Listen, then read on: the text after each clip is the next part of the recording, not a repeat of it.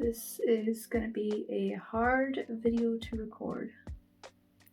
Hey guys, welcome. Today I thought I would do a simple video where I just sit down and I put some makeup on. It's been such a long time since I just put some makeup on and felt good about myself, but I thought I would do some makeup today just to kind of feel good in a sense. And I also want to talk just to you guys about some things that I struggle with being pregnant, and some of the struggles I had when finding out I was pregnant, and just start a conversation about some topics. So first I'm going to put on this lovely headband because I do have an awful lot of fringe, and as much as I'm going to look ridiculous, I'm going to also try and not look in my phone screen. I do have a mirror here as well, but yeah, I'm gonna look a bit ridiculous with this on, but I need to put it up because I don't know how people can do their hair just down and lovely. I'm not one of them people, and I obviously have to take my glasses off, so you're all gonna get a scare in a second. Okay, so I look amazing. I also look like this whenever I put on a wig. Whenever I had my wig, I'll try and insert some like pictures somewhere, I'll try. But when I used to wear my wigs, I also looked this ridiculous putting it on. So first thing I want to kind of touch on a little bit, that is a lot of moisturizer. One thing I want to touch on straight away off the bat is the fact that if you didn't watch my first video, I was told at 15 that I could not get pregnant. By the time that I was around almost 16, it was like 2 months away from my 16th birthday, I was doing some work up at a farm. I really like that kind of thing, and I got really sick within, I thought I had a cold or something, but then that night that it was really bad, I came back from work and I was like really sick to the point I came out in rashes and things. Ambulance was called, I was rushed away.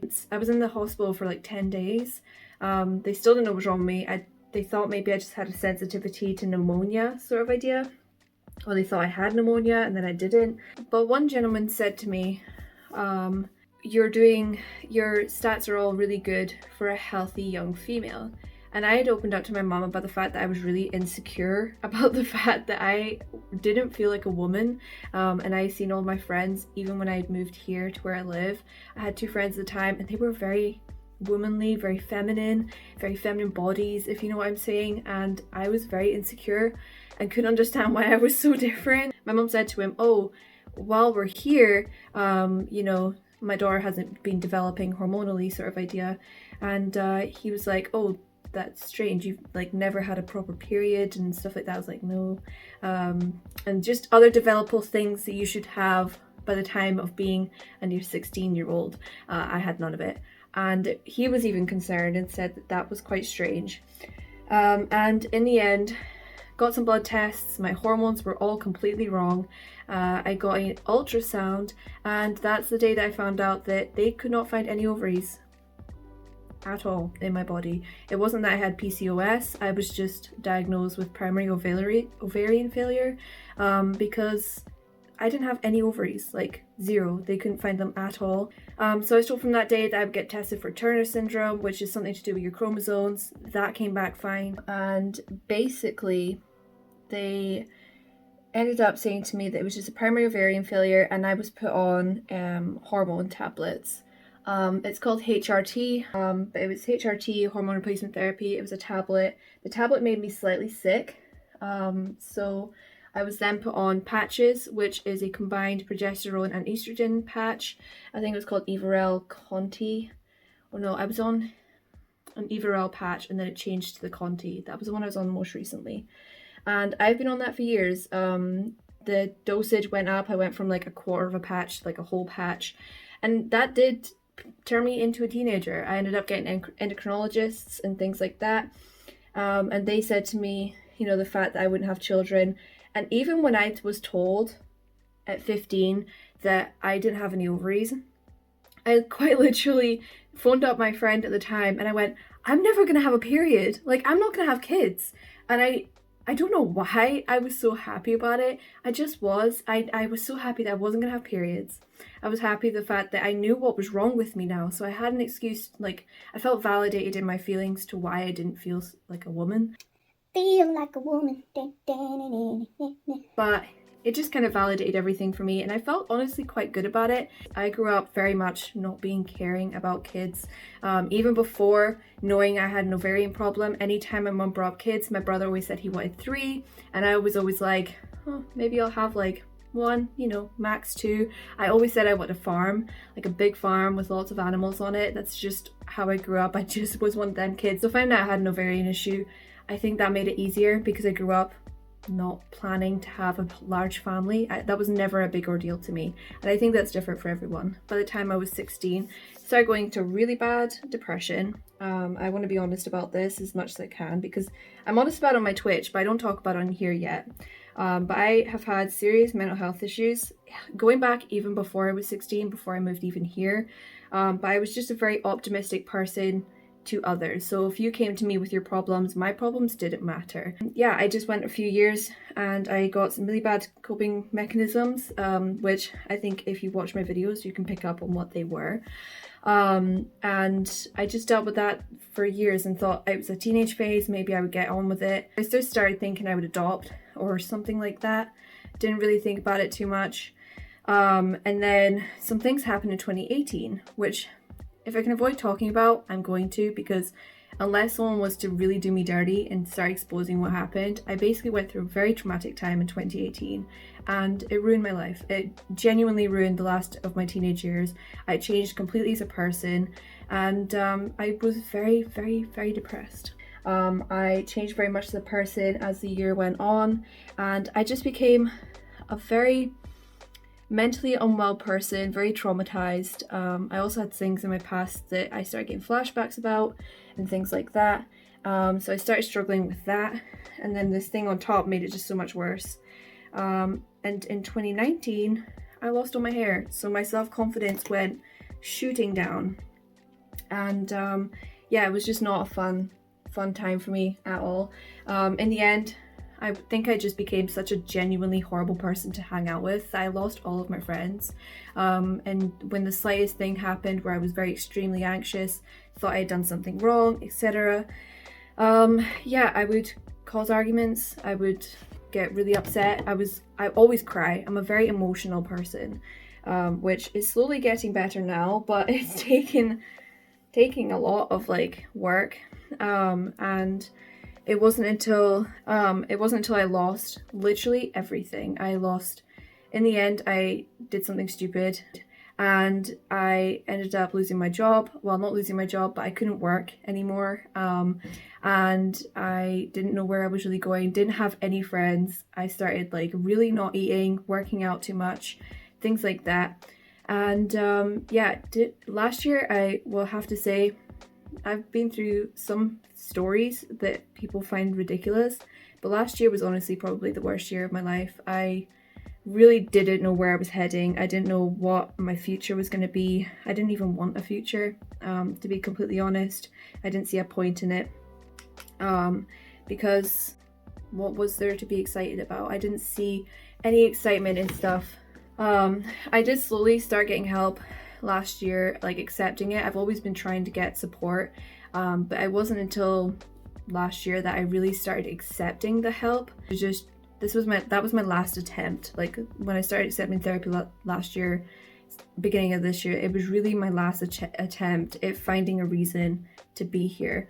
And then in New Year's, I looked at my partner and I was like, okay, like I'm ready. But I was pretty determined there at the beginning of this year, and I don't know if it's because I was foreshadowing what was going to happen this year, but I genuinely changed so much as a person.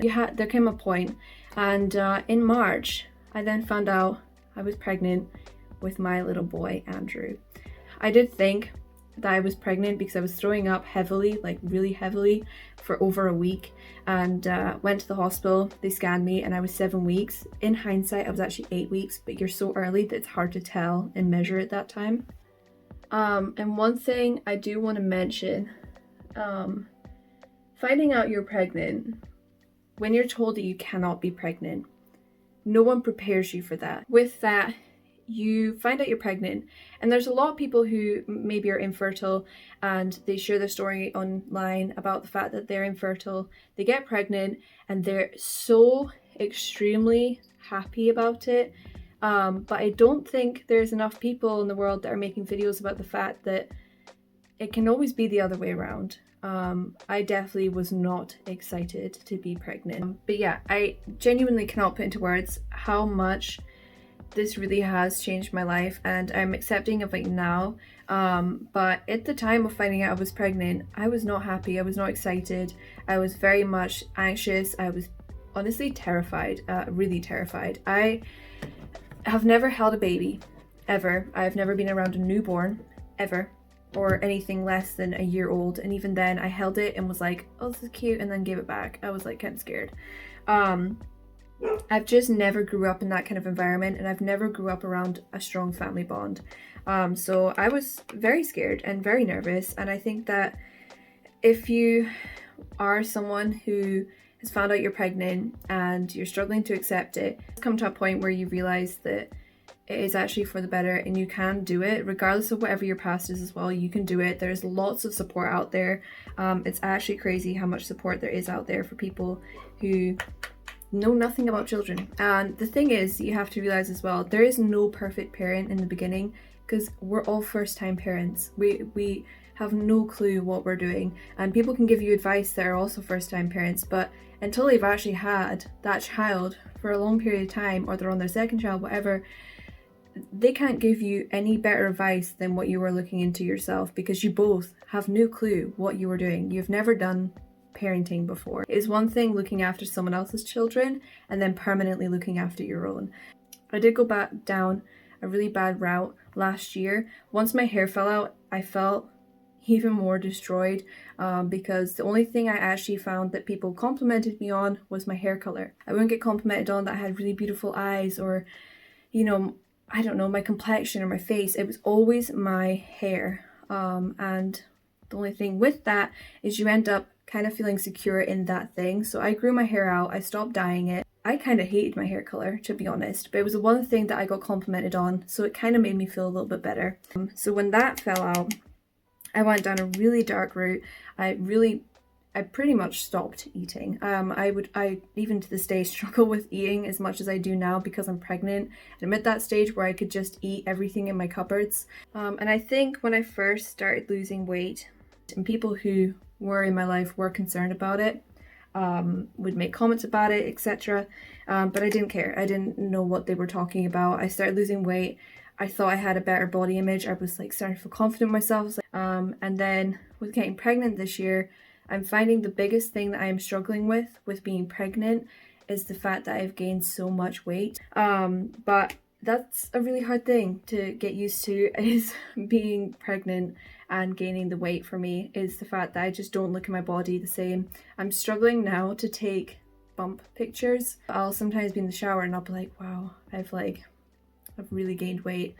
So one thing that's helped me with that, if you are struggling, one thing that helped me with that is I had to go through my entire wardrobe of clothes, and I boxed up everything that didn't fit me, even underwear. If underwear didn't fit me anymore, it was going in the box, because looking at clothes that I fit now and the sizes on them and comparing that to the clothes that I was before getting pregnant and the size on them was so damaging to my self-esteem and my mental health. And I really would struggle with it, like, so much. I can't even put into words how much I struggled with it. So that has helped, but I'm now left with not an awful lot of clothes. So over the course of the next few months, I am gonna have to start buying some clothes, because I kind of am just wearing the same, this jumper. I wear it so often that people probably think I'm disgusting, but it gets washed. But I'm getting so red. I'm so warm that I just want people to know I'm just warm. I have very pale skin, so when I get warm, I just turn into a tomato. You should see me when I cry. Actually, no one wants to see that. But if you saw me when I cry, I get very, very red in the face, and it's embarrassing because I just stay like that for half an hour. It's ridiculous. One thing I really struggle with is I don't have any family. So one thing that I get jealous of is people who talk about their mums. Now, this isn't because I hate people who talk about their mums on YouTube. It's so sweet and it crushes my heart, but it's just jealousy. I don't have a good relationship with my mother at all. She was very abusive when it came to my teenage years. I chose not to have any relationship with her because it's a reason also towards my mental health being not very good. With that, I can't ask her things like, what was your pregnancy like? What was your labor like? I can't ask her if I had any complications when I was really young, like as a baby. I can't ask her for advice. I do have Luke's side of the family, but if you're someone who has also, I'm probably reaching here, there's probably nobody watching this video who knows what I'm relating to. One thing I struggle with is if Luke's family phone up and they say, let us see the bump and stuff, I feel very socially awkward, and not only because of the fact that I've gained weight, but because I'm jealous of the fact that I don't have my family trying to do that for me. But that comes with not having any friends either. But it sucks because if I want to go baby clothes shopping, I have to take Luke, and he's not exactly, he's more terrified than excited about being pregnant, as having a kid.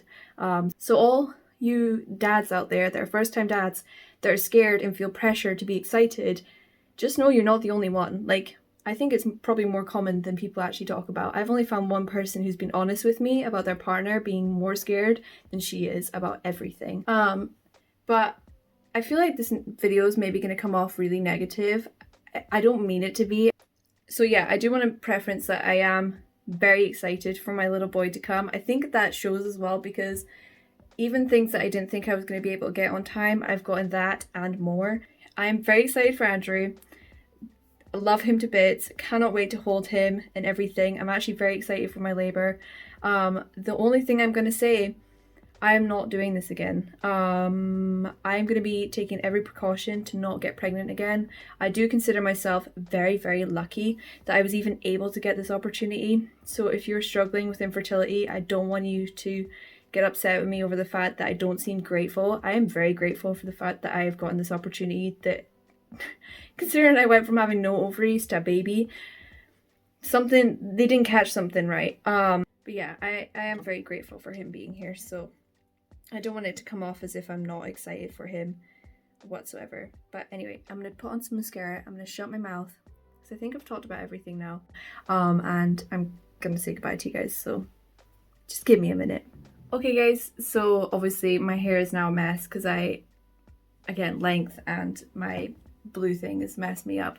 But thank you for listening. If you made it through all of this video, I just want to say thank you very much for taking the time to listen to me ramble. I'm hoping this video isn't going to be ridiculously long like my other ones. The last video I did, I managed to make it slightly shorter, but of course this one's probably going to be another long one. And if you did enjoy this video, then definitely give it a thumbs up. I'll see you guys all later. I hope you're staying safe, and I will see you in the next one. Bye!